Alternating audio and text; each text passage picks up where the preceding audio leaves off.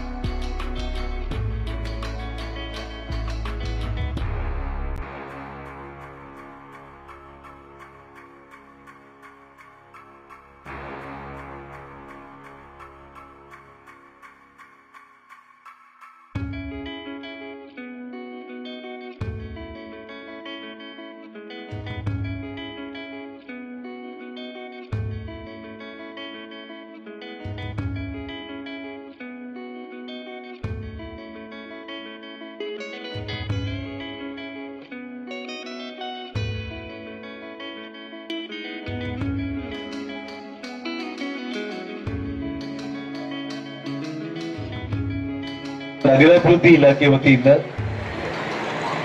ವಿಶೇಷವಾಗಿ ಕೇಂದ್ರ ಸರ್ಕಾರ ಮತ್ತು ರಾಜ್ಯ ಸರ್ಕಾರ ಇವತ್ತೇನು ಈ 30 ಕೋಟಿ ಅಂಡರ್ ಗ್ರೌಂಡ್ ಡ್ರೈನೇಜ್ ಕೆಲಸ ನಡೀತಾ ಇದೆ, ಒಳಚರಂಡಿ ಕೆಲಸ. ಇದರಲ್ಲಿ 60% ಹಣ ಕೇಂದ್ರ ಸರ್ಕಾರದ್ದು. ಅದಕ್ಕೆ ನಾವು ತಮ್ಮೆಲ್ಲರ ಪರವಾಗಿ ದೇಶದ ನೆಚ್ಚಿನ ಪ್ರಧಾನಮಂತ್ರಿಗಳಾದ ನರೇಂದ್ರ ಮೋದಿಜಿ ಅವರಿಗೆ ನಾವೆಲ್ಲರೂ ಕೂಡ ಕೃತಜ್ಞತೆಗಳನ್ನ ನಾವು ಸಲ್ಲಿಸಬೇಕು.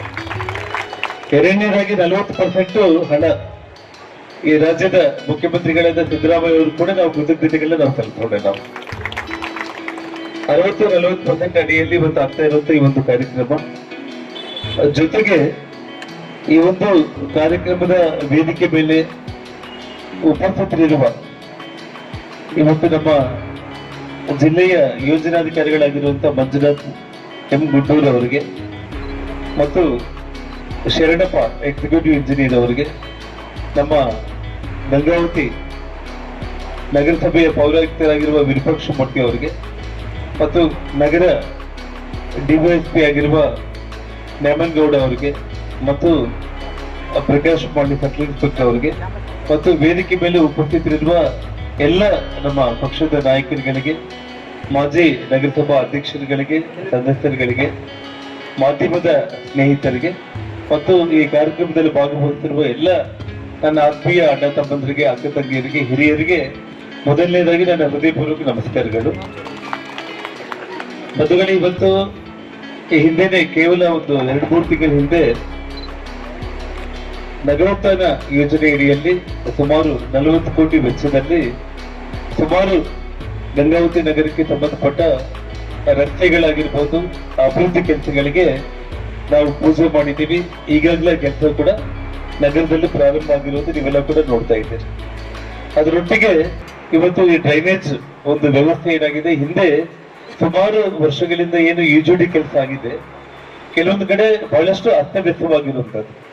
ನಾನು ಈ ಭಾಗದಲ್ಲಿ ಶಾಸಕರಾಗೋದಕ್ಕೆ ಮುಂಚೆ ಸಾರ್ವಜನಿಕರಲ್ಲಿ ವಾರ್ಡ್ಗಳಲ್ಲಿ ಓಡಾಡುವ ಸಂದರ್ಭದಲ್ಲಿ ನನ್ನ ಕಣ್ಮುಂದೆನೆ ನನಗೆ ಜನರು ಬಂದು ತೋರಿಸಿರುವಂತದ್ದು. ಒಂದೇ ರೋಡಲ್ಲಿ ಆ ಕಡೆ ಕೆಲವೊಂದು ಮನೆಗಳು, ಈ ಕಡೆ ಕೆಲವೊಂದು ಮನೆಗಳಿರುತ್ತೆ. ಯುಜುಡಿ ಕನೆಕ್ಷನ್ ಈ ಕಡೆ ಆಗಿರುತ್ತೆ, ಆ ಕಡೆಗೆ ಯುಜುಡಿ ಕನೆಕ್ಷನ್ ಆಗಿರ್ಲಿಕ್ಕಿಲ್ಲ. ಬಹಳಷ್ಟು ಅಸ್ತವ್ಯಸ್ತ ಆಗಿರೋ ಕಾರಣ ಅವತ್ತಿನಿಂದ ನಾನು ಪ್ರಯತ್ನ ಮಾಡಿ ಒಟ್ಟಿಗೆ ಶಾಸಕರಾದ್ಮೇಲೆ 3 ವರ್ಷಕ್ಕೆ ಈ 30 ಕೋಟಿ ಕೆಲಸ ಪೂಜೆ ಮಾಡೋದಕ್ಕೆ ನಮ್ಮ ಚನ್ನಬಸವ ತಾತನ ಆಶೀರ್ವಾದದಿಂದ, ತಮ್ಮೆಲ್ಲರ ಒಂದು ವಿಶ್ವಾಸದಲ್ಲಿ ಇವತ್ತು ನಾನು ಆ ಕೆಲಸ ಅಂದ್ರೆ ಆ ಅಸ್ತವ್ಯಸ್ತಗಳನ್ನ ಸರಿದೂಗಿಸಿ ಬರುವಂತ ದಿನಗಳಲ್ಲಿ ಇವಾಗ ಇದಕ್ಕೆ ಸಂಬಂಧಪಟ್ಟ ಕಾಂಟ್ರಾಕ್ಟರ್ ಬಂದಿದ್ದಾರೆ, ಅವರು ಬಂದಿದ್ದಾರೆ ಇಲ್ಲಲ್ಲಿ. ಓಕೆ, ಇರ್ಲಿ. ನಾನು ಹೇಳ್ತಾ ಇರೋದು ಪೂರ್ತಿ ಯಾವುದೇ ಕಾರಣಕ್ಕೂ ಕೂಡ ನಿಮಗೂ ಗೊತ್ತಿರ್ಬೋದು ಸಿಟಿಯಲ್ಲಿ ಯುಜುಡಿ ಪರಿಸ್ಥಿತಿ ಹೇಗಿದೆ ಅಂತ ಹೇಳಿ. 100 ಕೋಟಿ ಖರ್ಚು ಮಾಡಿದ್ರು ಕೂಡ ಕೆಲವೊಂದು ಕಡೆ ಕನೆಕ್ಷನ್ಸ್ ಎಲ್ಲ ಸರಿಯಾಗಿ ಇಲ್ದಂಗೆ ಬಹಳ ಪ್ರಾಬ್ಲಮ್ ಆಗಿರೋದು. ಹಾಗಾಗಿ ಇದೆಲ್ಲದನ್ನ ಸರಿ ಮಾಡಿ ಕಂಪ್ಲೀಟ್ ರನ್ನಿಂಗ್ ಮಾಡಿ ನಾನು ನೀನಿಬ್ಬರು ಕೂಡ ವಾರ್ಡ್ ಹೋಗ್ಬಿಟ್ಟು ಬರುವಂತ ಎಷ್ಟು 1 ವರ್ಷದಲ್ಲಿ 1 ಇಯರ್ ಮ್ಯಾಕ್ಸಿಮಮ್ ಟೈಮು, 1 ಇಯರ್ ಒಳಗಡೆ ನಾವಿಬ್ಬರು ಕೂಡ ಸೇರಿ ಎಲ್ಲೆಲ್ಲಿ ಕೆಲಸ ಆಗ್ತಾ ಇದೆ ಎಲ್ಲ ರನ್ನಿಂಗ್ ಆಗ್ಬೇಕು. ನಮ್ಮ ಕಣ್ಣಾರೆ ನಾವು ನೋಡಿ ರನ್ನಿಂಗ್ ಎಲ್ಲ ಮಾಡಿ ನಮ್ಗೆ ಹ್ಯಾಂಡ್ ಓವರ್ ಮಾಡ್ಬೇಕು. ಯಾವುದೇ ಕಾರಣಕ್ಕೆ ನನ್ನ ದೃಷ್ಟಿಯಲ್ಲಿ ಇಲ್ದಂಗೆ ಹ್ಯಾಂಡ್ ಓವರ್ ಮಾಡ್ಕೊಳ್ಳೋ ಪ್ರಯತ್ನ ಮಾಡ್ಬೇಕು.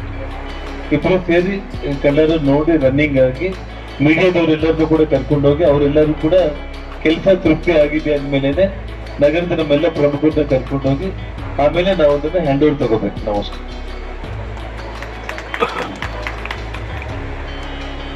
ಇವಾಗ ನಾನು ಮಾತಾಡಿದ್ರೆ ನೀವು ಕೇಳಿರ್ತೀರಿ ಬಗ್ಗೆ ಕಂಪ್ಲೀಟ್ ರನ್ನಿಂಗ್ ಕಂಡೀಷನ್ಗೆ ನೀವು ತಗೊಂಡು ಬಂದು ಎಷ್ಟು ಟೈಮ್ ತಗೊಳ್ತೀರಿ? 6 ತಿಂಗಳು. ನಾನನ್ನ ತಪ್ಪಾಗಿದ್ದ 1 ವರ್ಷ ಟೈಮ್ ಹೇಳಿದೆ. ಅವ್ರ ಕಾಂಟ್ರಾಕ್ಟ್ರು 6 ತಿಂಗಳಂತ ನೀವು ಹೇಳಿದ್ದೀರಿ. ಇನ್ನೂ ಒಂದು 2 ತಿಂಗಳು ಟೈಮ್ ಜಾಸ್ತಿ ತಗೊಂಡ್ರು ಕೂಡ ಎಲ್ಲಿ ನಗರದಲ್ಲಿ ಜನ ನಿಮ್ಮನ್ನ ಮೆಚ್ಕೊಳ್ಳೋಕೆ ಆಗ್ತದೆ ಕೆಲಸ. ಓಕೆ, ಅದೇ ಒಂದು ರೀತಿಯಲ್ಲಿ ಇವತ್ತು ನಮ್ಮ ಗಂಗಾವತಿ ನಗರದ ಸಾರ್ವಜನಿಕರ ರಕ್ಷಣೆಗೋಸ್ಕರ ಇವತ್ತು ಸುಮಾರು 1.5 ಕೋಟಿ ವೆಚ್ಚದಲ್ಲಿ ಸಿಸಿ ಕ್ಯಾಮೆರಾಗಳನ್ನ ಅಳವಡಿಕೆ ಮಾಡಿದ್ದಾರೆ. ಈಗ ಇವತ್ತು ನಮ್ಮ ಪೊಲೀಸ್ ಇಲಾಖೆಯಿಂದ ಮತ್ತೆ ನಾನು ಇವಾಗಲೇ ನಮ್ಮ ಮಂಜುನಾಥ್ ಅವ್ರ ಜೊತೆ ಅವ್ರು ನನಗೆ ಬಹಳ ಡೀಟೇಲ್ ಆಗಿ ಎಕ್ಸ್ಪ್ಲೇನ್ ಮಾಡ್ತಾ ಇದ್ರು. ಅಂದ್ರೆ ಇವತ್ತೇನು ಸ್ಟೇಷನ್ ನಲ್ಲಿ ಕುತ್ಕೊಂಡ್ಬಿಟ್ಟು ಎಲ್ಲ ಸಿಸಿ ಕ್ಯಾಮೆರಾಗಳ ಇಡೀ ಗಂಗಾವತಿ ನಗರದಲ್ಲಿ ಯಾವುದೇ ದಿಕ್ಕಿಂದ ಕೂಡ ಯಾರಾದ್ರೂ ಒಬ್ಬರು ಊರು ಒಳಗಡೆ ಎಂಟ್ರಿ ಆಗಿದ್ದಾರೆ ಅಂದ ತಕ್ಷಣ, ಯಾವುದೇ ಗಾಡಿ ಎಂಟ್ರಿ ಆಗಿದೆ ಅಂದ ತಕ್ಷಣ ಅದೆಲ್ಲವೂ ಕೂಡ ರೆಕಾರ್ಡ್ ಆಗುತ್ತೆ.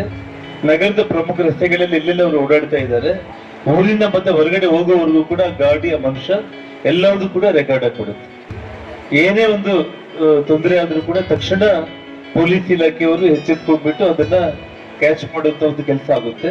ಜೊತೆಗೆ ಬರೋ ವರ್ಷಕ್ಕೆ ಅಂದ್ರೆ ಬರೋ ಈ ಮಾರ್ಚ್ ಏಪ್ರಿಲ್ KKRDP ಫಂಡ್ ಅಲ್ಲಿ ಇನ್ನೊಂದು 2 ಕೋಟಿ ಅಮೌಂಟ್ ಕೂಡ ನಾನು ಕೊಡ್ತೀನಿ ಅಂತ ಹೇಳಿದ್ದೀನಿ ನಾನು.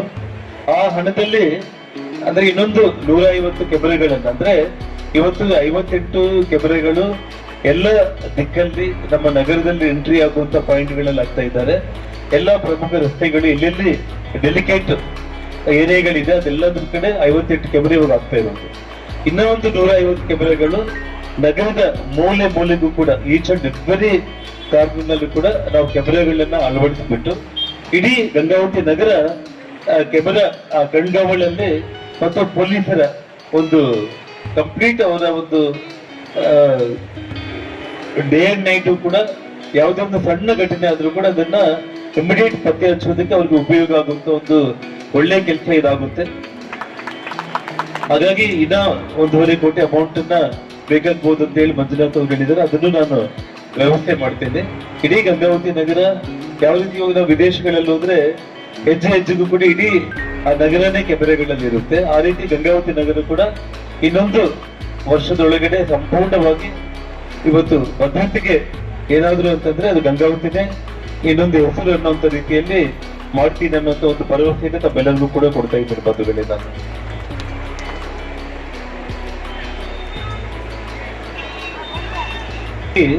ಬಸ್ ಸ್ಟ್ಯಾಂಡ್ ಹತ್ರ ಒಂದು ಸ್ಮಾರ್ಟ್ ಪೋಲ್ ಅಂತ ಹೇಳಿ ಅದಕ್ಕೆ ಕ್ಯಾಮೆರಾಗಳೆಲ್ಲ ಕೂಡ ಆ ಸ್ಮಾರ್ಟ್ ಪೋಲ್ ಏನಿರುತ್ತೆ ಅಲ್ಲಿ ಬಸ್ ಸ್ಟ್ಯಾಂಡ್ ಹತ್ರ ಬಂದಿರೋ ಜನರಿಗೆ ಏನಾದ್ರೂ ಕಳುವಾದ್ರೆ, ಏನಾದ್ರೂ ಯಾರಿಂದಾದ್ರೂ ತೊಂದರೆ ಆಗ್ತಾ ಇದೆ, ರಕ್ಷಣೆ ಬೇಕು ಅಥವಾ ಅವ್ರಿಗೆ ಏನೇ ಸಮಸ್ಯೆ ಇದ್ರೂ ಕೂಡ ಆ ಸ್ಮಾರ್ಟ್ ಪೋಲ್ ಹತ್ರ ಬಸ್ ಸ್ಟ್ಯಾಂಡ್ ಮುಂಭಾಗದಲ್ಲಿ ಆ ಬಟನ್ ನೀವು ಪ್ರೆಸ್ ಮಾಡಿದ್ರೆ ತಕ್ಷಣ ಆ ಪೊಲೀಸ್ ಕಂಟ್ರೋಲ್ ರೂಮ್ ಅಲ್ಲಿ ಅವ್ರಿಗೆ ಇಮಿಡಿಯೇಟ್ ಆಗಿ ಬಂದು ಅವ್ರಿಗೆ ಸಹಾಯ ಮಾಡುವಂತ ಕೆಲಸಕ್ಕೆ ಕೂಡ ಇವತ್ತು ಅದು ರೆಡಿ ಆಗ್ತಾ ಇರುವಂತ ಒಂದು ಕೆಲಸ.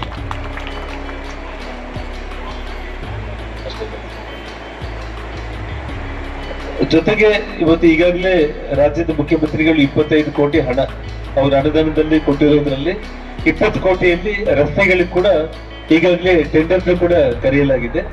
ಇನ್ನೊಂದು 15 ದಿವಸದ ಒಳಗಡೆ ಎಲ್ಲ ಗಂಗಾವತಿ ನಗರದಲ್ಲಿ ಇವತ್ತು ನೀವು ನೋಡ್ತಾ ಇರುವಂತ ಪ್ರತಿಯೊಂದು ಪ್ರಮುಖ ರಸ್ತೆಗಳು ಎಲ್ಲವೂ ಕೂಡ ಡೆವಲಪ್ ಆಗಿ ಲೈಟಿಂಗ್ ಸಮೇತ, ಕ್ಯಾಮೆರಾಗಳ ಸಮೇತ, ಡ್ರೈನೇಜ್ ಸಮೇತ, ನಾನೇನು ಇಲ್ಲಿ ಭಾಗಕ್ಕೆ ಬಂದಾಗ ಜನರು ನನ್ನ ಮೇಲೆ ವಿಶ್ವಾಸ ಇಟ್ಟಿದ್ರು ಆ ವಿಶ್ವಾಸ ಉಳಿಸ್ಕೊಳ್ಳುವಂತ ಒಂದು ಕೆಲಸ ಇನ್ನೊಂದು 6 ತಿಂಗಳ ಒಳಗಡೆ ಇಡೀ ಗಂಗಾವತಿ ನಗರ ತಾವು ಕಣ್ತುಂಬ ಯಾವ ಬೀದಿಗೂ ಯಾವ ರಸ್ತೆಗೆ ಹೋದ್ರು ಕೂಡ ಒಳ್ಳೆ ರೋಡು, ಲೈಟು ಮತ್ತು ಭದ್ರತೆ ಇದೆಲ್ಲದನ್ನು ಕೂಡ ನೋಡ್ತೀರನ್ನೋ ಅಂತ ಮಾತನ್ನು ಹೇಳ್ತಾ ಈ ಸಂದರ್ಭದಲ್ಲಿ ಇನ್ನೂ ಹೆಚ್ಚಾಗಿ ಮಾತಾಡೋದಕ್ಕಿಂತ ಹೆಚ್ಚು ಕೆಲಸನೂ ನಾನು ಮಾಡೋದಿದೆ. ಹಾಗಾಗಿ ತಮ್ಮೆಲ್ಲರ ಒಂದು ಅಭಿಮಾನ, ತಮ್ಮ ಬೆಂಬಲ ಇರಲಿ. ಇನ್ನ ಮುಂದೆ ಒಳ್ಳೆ ಕೆಲಸಗಳನ್ನ ನಾವು ಮಾಡೋಣ ಅಂತ ಹೇಳ್ತಾ ನನ್ನ ಮಾತನ್ನು ಮುಕ್ತಾಯ ಮಾಡ್ತಾ ಇದ್ದೇನೆ. ಜೈ ಹಿಂದ್, ಜೈ ಕರ್ನಾಟಕ.